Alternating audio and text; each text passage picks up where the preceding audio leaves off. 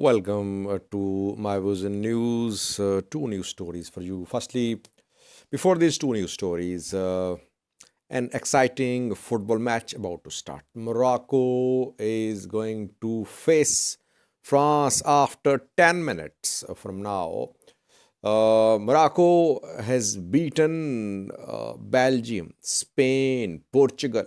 Can Morocco make it to the final of the World Cup where Argentina is waiting for the winner of this second semi-final of football World Cup going to start in coming minutes? Morocco is making history in this football World Cup.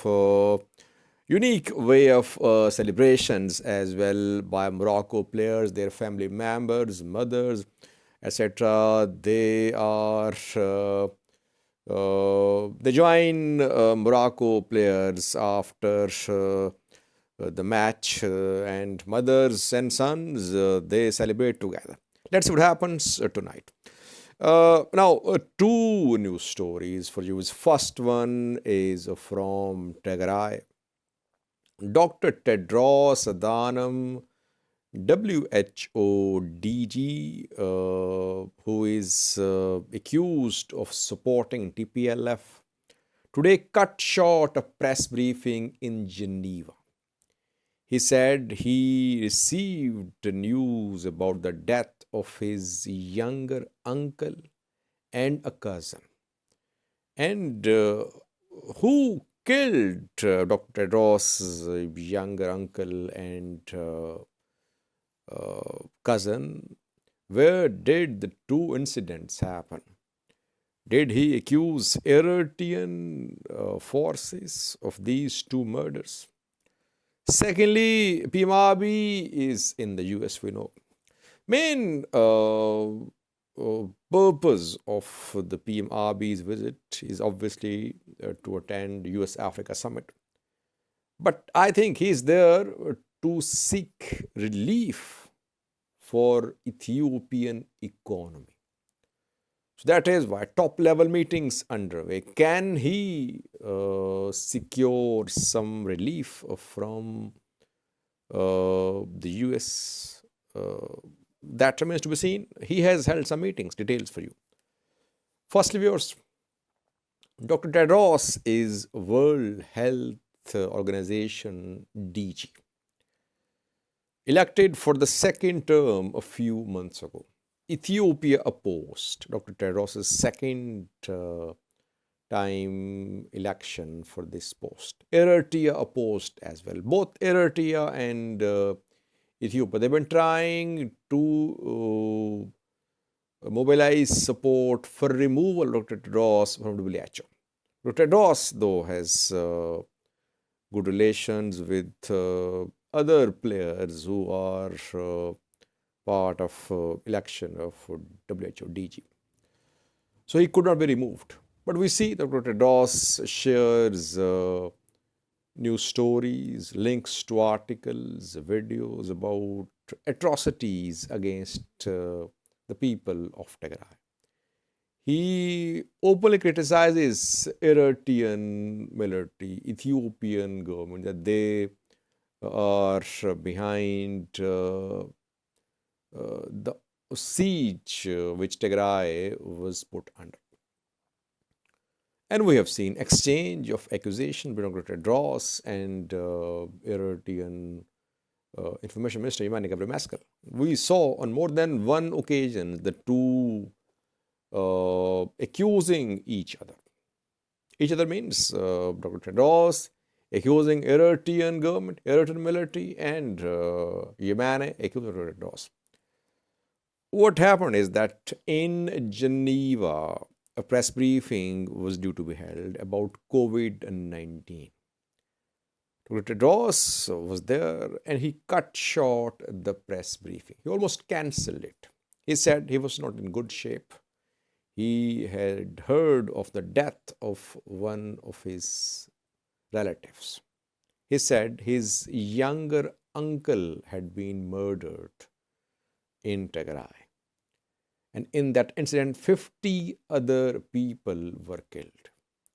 He accused Eritrean soldiers, that Eritrean soldiers killed his younger uncle in Tigray. He did not share the location where it happened. He said that he was not in a position to share the location because if he shared the location, people of that village could face retaliation. And secondly, he mentioned the death of one of his cousins. He said that one of his cousins had been killed as well, but that happened last year, and that too in Tigray. That his cousin was murdered in Tigray last year when a church was blown up. Again, did not share details of location and where exactly the incident happened. Tedros is accusing basically Eritrean military of having killed his younger uncle and his cousin. This is official accusation. He talked to some reporters there. So far, no response from Ethiopian government, from Eritrean government. But maybe in coming hours, we could see counter statement from Eritrean government. Now, when phone lines are being repaired, mobile networks are being restored in Tigray, people who are outside Tigray will hear what happened in Tigray. Yes, people now will come to know about some casualties, deaths of their loved ones, because Tigray was under a communication blackout. People outside Tigray did not know what was happening in Tigray. Now, when mobile phones are starting to work, people outside Tigray will receive news about deaths of their loved ones in Tigray. Maybe that is why Dr. Tedros is upset, because now he received the news of death of his family members. No justice for the people killed in Tigray, in Amhara, in Afar regions. Tens of thousands have been killed, maybe millions. But who will be held accountable for these people who died? Women raped, children killed, elderly killed, youth died. Who is to blame? There must be someone to blame. TPLF, PM Abiy, Isaias Afwerki. Who is to blame? Why is that millions of Ethiopians, Tigrayans, Amharas, Afars lost their lives? Secondly, viewers, PM Abiy is in the US like other African leaders, and the main purpose of his attending US Africa Summit is to seek financial relief for Ethiopian government. We have been sharing with you that Ethiopian economy was under stress. Ethiopia is it has to pay some loans in coming months, this month as well. But its foreign exchange reserves are falling. Ethiopia is trying to sell electricity to Kenya, to South Sudan, to collect some revenue. But so far, foreign exchange reserves are decreasing. And that is a matter of concern for the government. Ethiopian birr is losing its value, especially in black market. So what Ethiopia needs is direct financial aid from World Bank, IMF, or some other country. Some country in Europe, US, or some Middle Eastern country. We know that Ethiopia is receiving assistance, but that assistance is being spent through third parties, through aid organizations. Like World Bank today announced around 745 million US dollars for Ethiopian government. But the money will be spent through third party and not for Ethiopian government. This money is for health sector of Ethiopia. It is to fight climate change impact in Ethiopia. So Ethiopian government will not receive this money directly. What Ethiopia needs is direct financial aid in the form of loan, in the form of assistance grant.